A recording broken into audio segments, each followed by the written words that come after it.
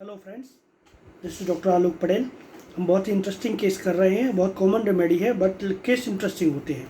होता क्या है कि इसमें मेरी एक कज़न है, उनकी एक छोटी सी बेटी है।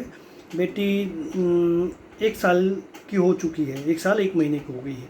अब उसके साथ क्या प्रॉब्लम हो रहा है, करीब 10 दिन से उसको लूज मोशन का प्रॉब्लम हो रहा है। फ्रिक्वेंटली थोड़ा थोड़ा सा स्टूल पास कर रही है, इवन मिनट्स में 5-5 मिनट्स में स्टूल पास कर रही है वो। और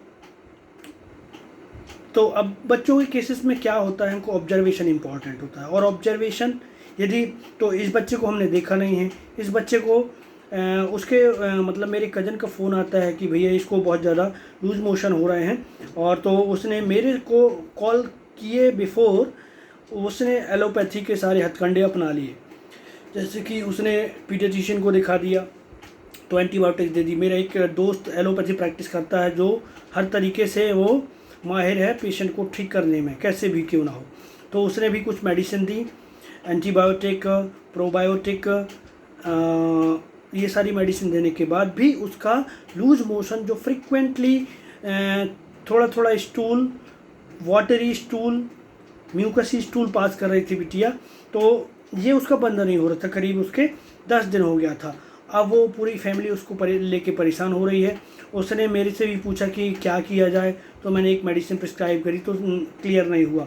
उसके बाद मैंने पूछा कि उनने बोला कि फ़ोन आता है कि अब बताइए क्या किया जाए, हम इसको भर्ती कर देते हैं। क्योंकि मेरे दोस्त ने कहा था कि इसको भर्ती कर दो, एडमिट कर दो कुछ दिन के लिए, तो ये इसका स्टूल एंटीबायोटिक्स इंटरनल देंगे तो ये बेटर हो जाएगी जल्दी से।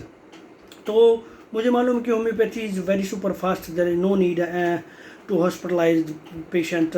सो आई वॉज वेरी कॉन्फिडेंट। मैंने कहा कुछ नहीं करना है, और just you tell your wife to call me and tell me about her situations.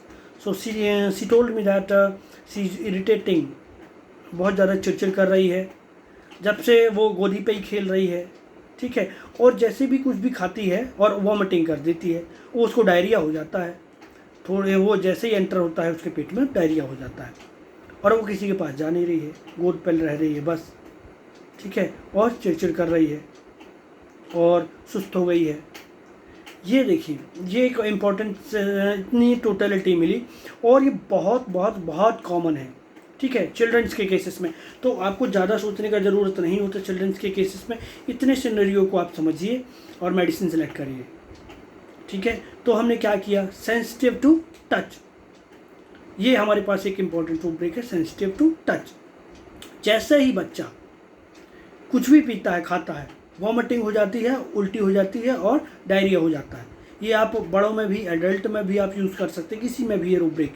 Patient आके बोलेंगे डॉक्टर साहब मैं कुछ भी खाता पीता हूँ तो वॉमिटिंग हो जाती है, डायरिया हो जाता है, तो ये रूब्रिक लेना है आपको, सेंसिटिव टू टच, ओके। दूसरा रूब्रिक आपको लेना है carried, desire to be carried, वो बच्चा कैरी होना चाहता है, ठीक है। वो उसको रोता है, जैसे ही उसको कैरी करो तभी शांत होता है, ठीक है। और तीसरा इरिटेबिलिटी हीट ड्यूरिंग, ओके। तो ये जो स्थिति है उसकी, उससे पेशेंट सुस्त है, dullness heat during, irritability heat during, वो जो चिड़चिड़ कर रहा है बच्चा, ठीक है। हीट का मतलब है कुछ परेशानी वाली सिचुएशन। तो इतने सारे रूब्रिक मिलाने के बाद सिंगल मेडिसिन आती है फॉस्फोरस, ओके। फॉस्फोरस दिया गया उसको, 30 के 3 डोज दिए। 3 डोज देने के बाद बच्चा घर जाने के बाद इनका क्या फ़ोन आता है कि भैया कोई भी चेंज नहीं हुआ। तो उसके बाद मुझे लगा कि शायद मेडिसिन गड़बड़ है, क्या है। फिर मैंने वापस समझा तो वही टोटलिटी मिल रही थी। तो फिर मैंने कहा कि उसको पानी में डाल के दो, आधे घंटे में 3 बार दो उसको। 1 कप, आधा कप पानी में उसके 2 ड्रॉप डाल के फॉस्फोरस 30 के, उसको देने के बाद मैंने कहा कि 3 डोज दो। उसके बाद बच्चा सो गया। उसके बाद नो डायरिया, इवनिंग हो गया नो डायरिया, नेक्स्ट डे हो गया no diarrhoea. It means total diarrhea stopped after giving phosphorus 30, but not 30, some altered doses we altered through water potency. So this is very important.